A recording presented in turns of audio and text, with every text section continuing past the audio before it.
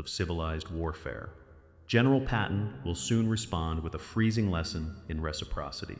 This is the story of a cunning German sniper who used a field hospital to hunt American soldiers, and how General Patton meted out a devastating freeze-for-freeze punishment.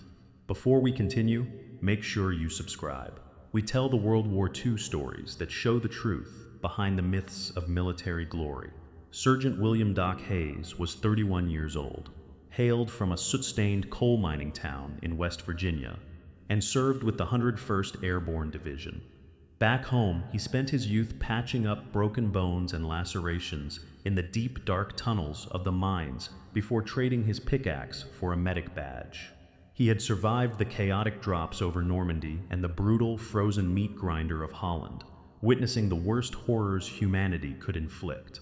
Now, his hands shook violently, not from fear, but from 4 days without sleep, and the freezing frostbite creeping into his knuckles. He stood inside the blood-slicked tent, a heavy steel trench knife gripped tightly in his hand, his knuckle guards white from tension, as he forced his entire body to stop from driving the blade into the throat of the captive enemy. Lieutenant Hans Becker was 24 years old, a decorated sniper from the elite Fallschirmjäger paratrooper division. Born into an aristocratic family in Berlin, he spoke flawless English with a sharp, arrogant accent acquired during 2 comfortable years studying modern history at Oxford before the war started. He possessed an unshakable belief that the Third Reich was destined to rule, viewing the American forces as weak, uncultured fools who bound themselves to outdated moral codes. He lounged comfortably back against a wooden crate of sterile dressings, wearing a spotless, tailored winter parka over his uniform with a gleaming iron cross pinned proudly to his chest. He held his hands casually behind his head, a smug, relaxed smile plastered across his face as he stared down the trembling American medic, completely confident that his knowledge of international treaties made him absolutely untouchable. By late December 1944, the Ardennes forest had transformed into a freezing, blood-soaked frozen landscape. The German army had launched its final, desperate counteroffensive, catching the Allied lines completely by surprise and trapping the undersupplied American airborne divisions inside the vital crossroads town of Bastogne. German artillery pounded the perimeter night and day, splintering the dense pine trees into deadly wooden shrapnel that tore through wool uniforms. Supply lines were severed, leaving field hospitals entirely short on blood plasma, clean bandages, and basic anesthesia. Medics worked under horrific conditions, performing complex amputations on wooden crates, while the canvas structures shook violently from nearby mortar blasts. In this chaotic environment, the rules of civilized warfare began to rapidly deteriorate under the immense pressure of survival. The Geneva Convention had established clear boundaries for medical facilities, declaring that any building or tent flying the Red Cross flag was a neutral sanctuary. For years, European battlefield commanders had generally respected these boundaries, treating hospitals as off-limits to direct combat.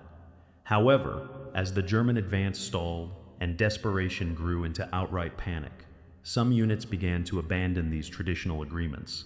Men froze to death in the snow, and specialized marksmen realized that American medical positions provided excellent vantage points with clear lines of sight. Other Allied officers across the European theater had often let these minor violations slide, viewing them as the unavoidable chaos of an active combat zone. They filed formal paperwork, registered standard complaints with higher headquarters, and moved their aid stations further back from the front lines to avoid unnecessary casualties.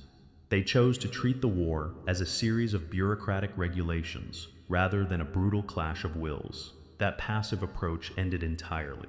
On the day the fighting reached the outskirts of Bastogne, Captain Donald Miller walked into the primary aid tent to check the morning supply manifests. He stopped dead in his tracks when he saw the German paratrooper lounging on the supply crate. Hayes stood a few feet away, his trench knife trembling just inches from the prisoner's throat, his eyes wide with unvented fury.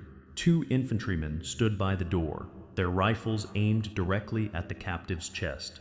Miller told Hayes to lower the knife. He stepped toward the crate, his eyes scanning the spotless uniform of the German officer. He asked the man what he was doing inside a neutral medical facility. Becker did not move his hands from behind his head. He smiled warmly, his Oxford accent cutting through the humid air of the tent. He said he was enjoying some excellent American peaches from a ration tin.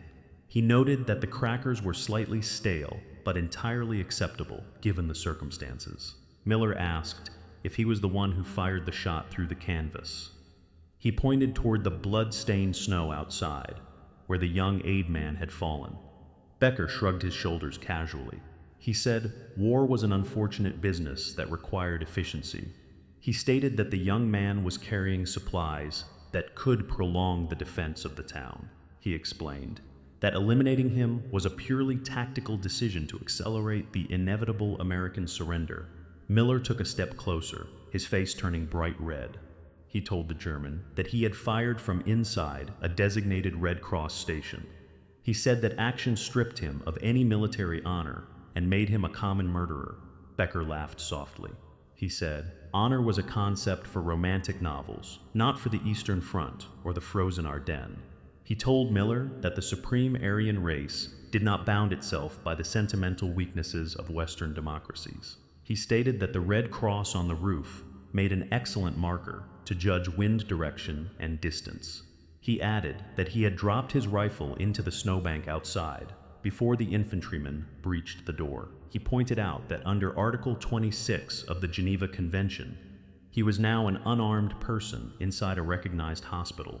He said they were legally required to provide him with food, shelter, and medical protection from the artillery. Miller looked at the bleeding body of the young medic being worked on across the room. He looked back at the smug German paratrooper who was now reaching for another tin of rations.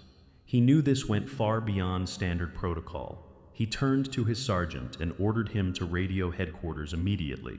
The report reached Patton within the hour. Patton arrived within the hour.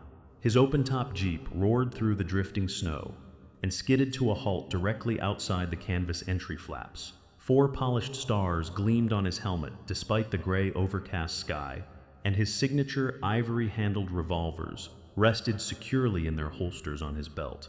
The general walked in unannounced, his heavy boots crunching against the hard, frozen earth. The chaotic murmurs inside the medical tent ceased instantly as every man froze in place, acknowledging the sudden arrival of the army commander.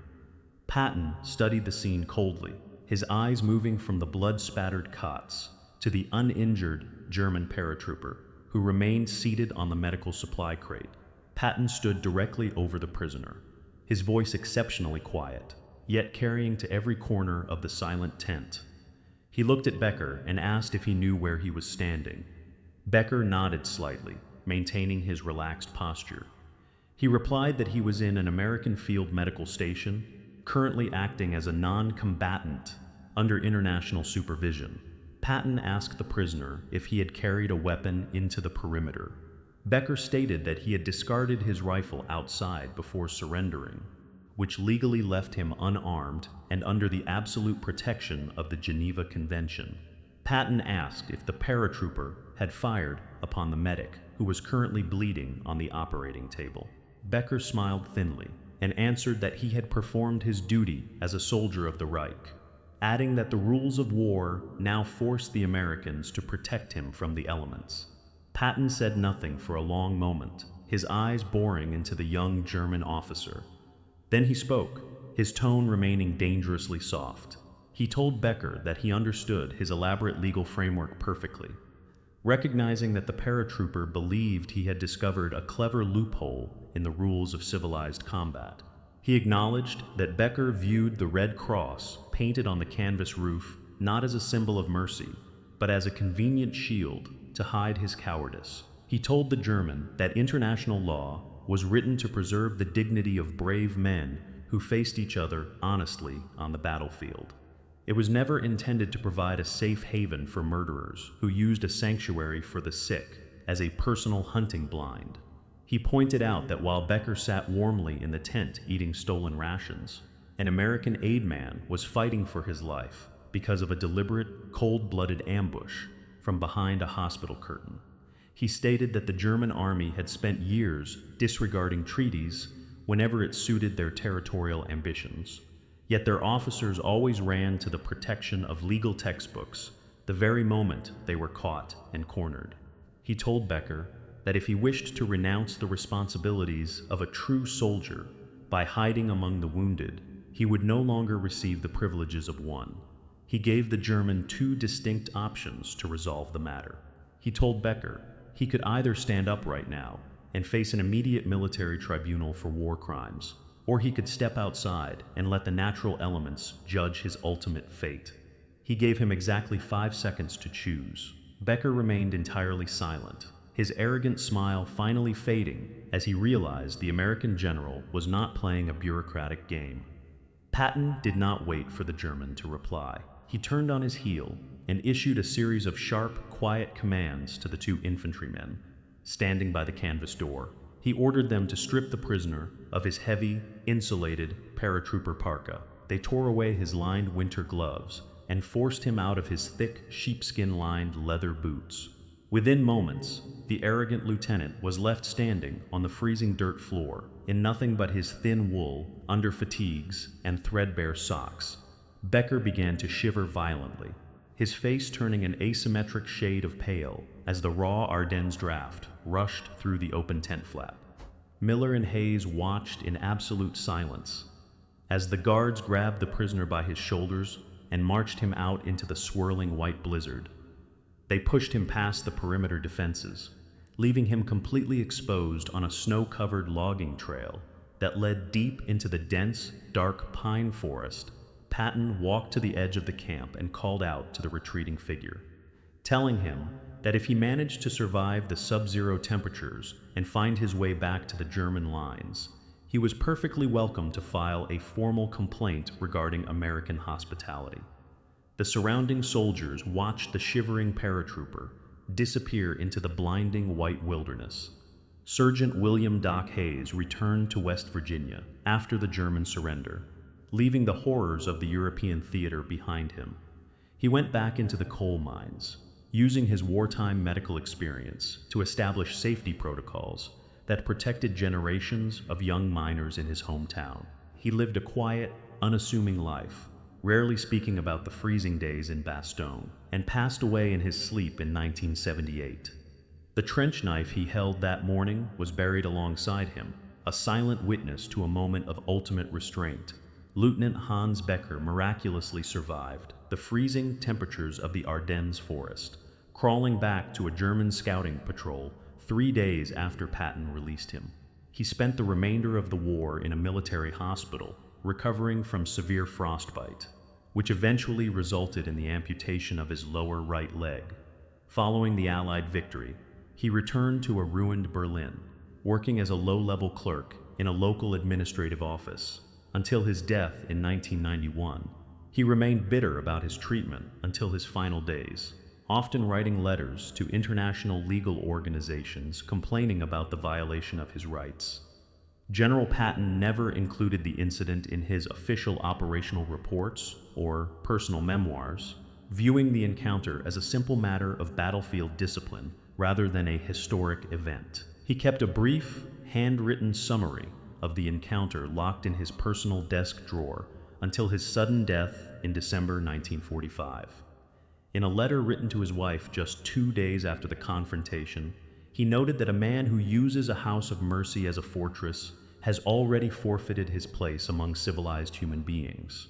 Some historians have argued that Patton's decision to cast the German paratrooper out into the sub-zero elements without winter gear violated standard military conventions regarding the treatment